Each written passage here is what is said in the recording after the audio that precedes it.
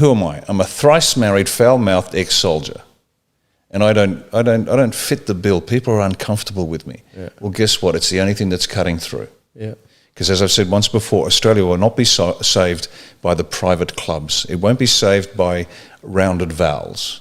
Now, I can speak with rounded vowels in several languages, but that's not going to win the Australia back for the people. Yeah. So we're doing it completely differently. And if you're interested to find out our strategic intent and why we're different, and how we get the strategy behind it, a multi-layered, multi-decade strategy. I mean, give me a break. Most politicians can't figure out what's going to happen tomorrow. Yeah. And we're planning for the future. And I know we're going to succeed. That's the beauty of it. Yeah.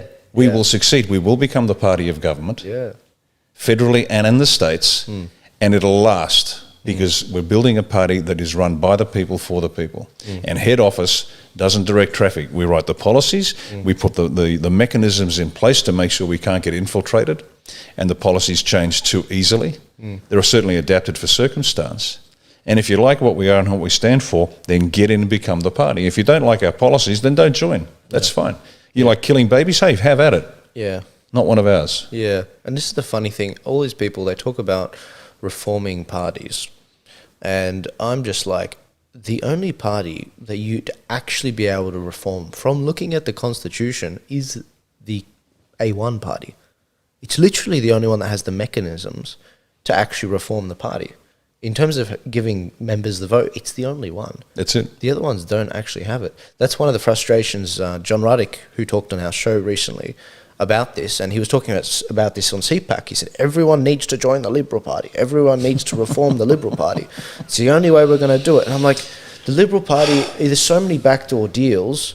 It's not a conspiracy theory. There's so many backdoor deals. You don't get to pick who's going to be the next Prime Minister. You just don't in the party. The party picks the Prime Minister, and then the people vote for the party. That's what happens. And it's unconstitutional anyway.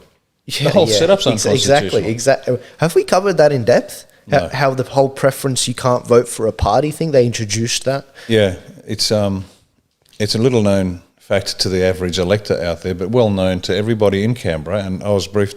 One of my former lecturers, Malcolm McKerris, one of Australia's best known psephologists, I shot down to Canberra, and we had a long session clarifying certain issues. And the Constitution doesn't mention parties. And in fact, when a party interposes itself between the elector and the result, that's an act. It's unconstitutional. You can't do it. And so it doesn't make any sense. But getting back to, and we can talk about constitutionality in a minute, but to getting back to this